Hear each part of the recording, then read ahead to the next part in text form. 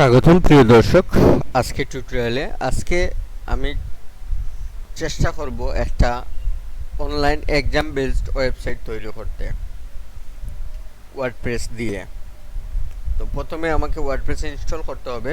আজকের পর্বে আমি ওয়ার্ডপ্রেস ইনস্টল করে দেখাবো। তো চলুন শুরু করা যাক। এই জন্য আমি প্রথমে সার্চ বাটনে লিখব ডোমেইন। আমি সাব ডোমেইনে আমার ওয়েবসাইটটা তৈরি করব আপাতত।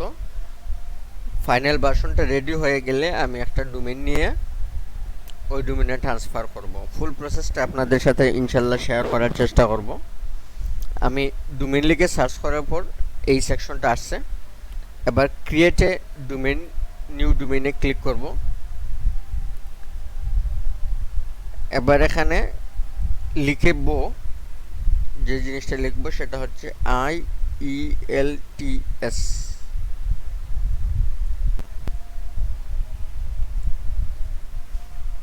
online mock.sarbd.com IELTS online mock.sarbd.com। এবার সাবমিটে মারব। সাবমিট করার পর কিছুক্ষণ অপেক্ষা করতে হবে ডোমেইনটা সেটআপ হওয়ার জন্য। তো আমি আপাতত অপেক্ষা করতেছি, এটা রিলোড হচ্ছে এবং ডোমেইনটা সাকসেসফুলভাবে ক্রিয়েট হয়ে গেছে। সো যখন ডোমেইনটা সাকসেসফুলভাবে ক্রিয়েট হয়ে গেছে তখন এখানে আর এই সেকশনে আমাদের আর কোনো কাজ নেই। এবার আমরা চলে যাব, ক্লিক করব আবার cpanel অপশনটিতে। cpanel-এ ক্লিক করলাম। এবার আমরা সফটক্লুজ অ্যাপ ইনস্টলার অথবা ওয়ার্ডপ্রেস সিলেক্ট করতে পারি। ওয়ার্ডপ্রেস এখান থেকে সিলেক্ট করতে পারি। তো আমি এখান থেকে সফটক্লুজ অ্যাপস ইনস্টলার এই অপশনটি সিলেক্ট করলাম। এখান থেকে ওয়ার্ডপ্রেস ইনস্টল এই বাটনটিতে চাপ দিলাম। এখানে চাপ দেওয়ার পর প্রথম হচ্ছে গিয়ে চুজ ইনস্টলেশন ইউআরএল। কোন ইউআরএল-এ আপনি ওয়ার্ডপ্রেসটা ইনস্টল করতে চান সেটা সিলেক্ট করবেন, চুজ করবেন, মানে পছন্দ করবেন। সো এখানে HTTPS আছে, protocol, choose protocol. HTTPS automatically আসছে এবং এখানে ডোমেইন আসছে srbd.com। কিন্তু আমরা তো এটাতে ইনস্টল করতে চাচ্ছি না, আমরা চাচ্ছি IELTS অনলাইন মক টেস্ট যে ডোমেইনটা আছে সেই ডোমেইনটাতে। সো সেই ডোমেইনটা এই লিস্ট থেকে আমরা খুঁজে বের করলাম। বের করার পর এই অপশনটা ব্ল্যাঙ্ক থাকবে এবং এটা যেমন আছে তেমনই থাকবে। এবার সাইটের নাম দিব। সাইটের নাম দিলাম IELTS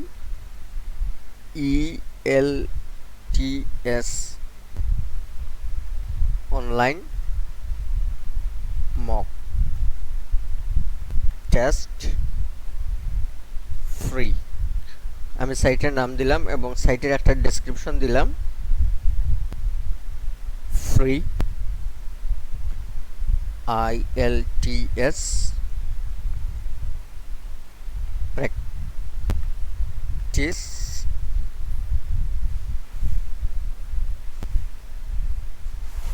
free computer based IELTS practice। এবার এখানে হচ্ছে অ্যাডমিন ইউজার নেম। সো এখানে আমি অ্যাডমিন ইউজার নেম দিলাম অ্যাডমিন, আমার মূল ওয়েবসাইটের নামটা দিলাম, যে কোনো কিছু দেওয়া যেতে পারে। এই হচ্ছে এখানে অটোমেটিক্যালি পাসওয়ার্ড আসছে।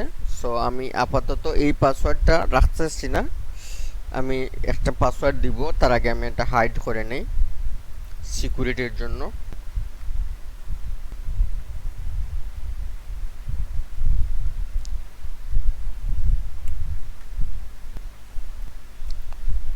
পাসওয়ার্ডটা দেওয়া হয়ে গেছে। এবার অ্যাডমিন ইমেল, এটা অ্যাডমিন ইমেল হিসেবে এটা থাকবে সাইটের ইমেল।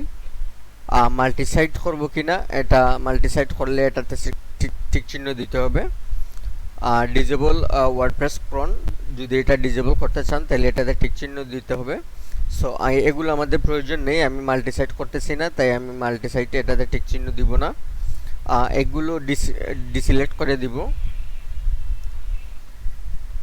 এবার অ্যাডভান্স অপশনে একটু ক্লিক করব। এখানে 600 WP 601 অটোমেটিক্যালি আসছে। সো আমি এখানে একটু অ্যাড করে দিই যাতে পরবর্তীতে আমার ডাটাবেসটা খুঁজতে সহজ হয়।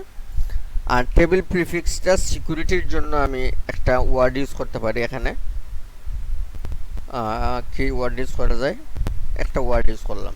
ওকে, সো ডোন্ট ব্যাকআপ না, আমরা ব্যাকআপ চাচ্ছি once a week, rotation to backup location ডিফল্টটা হোক।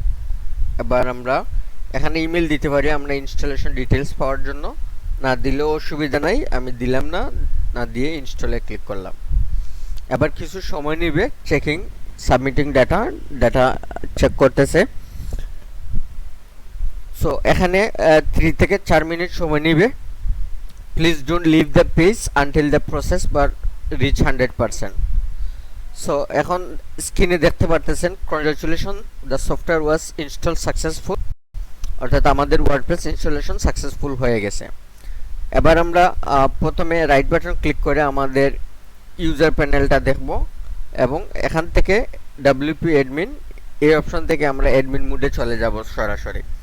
এবার আমাদের হোস্টিংয়ে কোনো কাজ নেই, তাই আমরা হোস্টিং, সো এখানে SSL এরর আসছে। সো SSL কীভাবে ফিক্স করতে হয় সেটা আমরা আগামী পর্বে দেখব। এই পর্বে ছিল ওয়ার্ডপ্রেস ইনস্টলেশনের টিউটোরিয়াল। সো আগামী পর্বে আমরা SSL ফিক্স করব এবং পরবর্তী পর্বের আমন্ত্রণ জানিয়ে আজকের পর্ব এখানেই সমাপ্ত। ধন্যবাদ সবাইকে।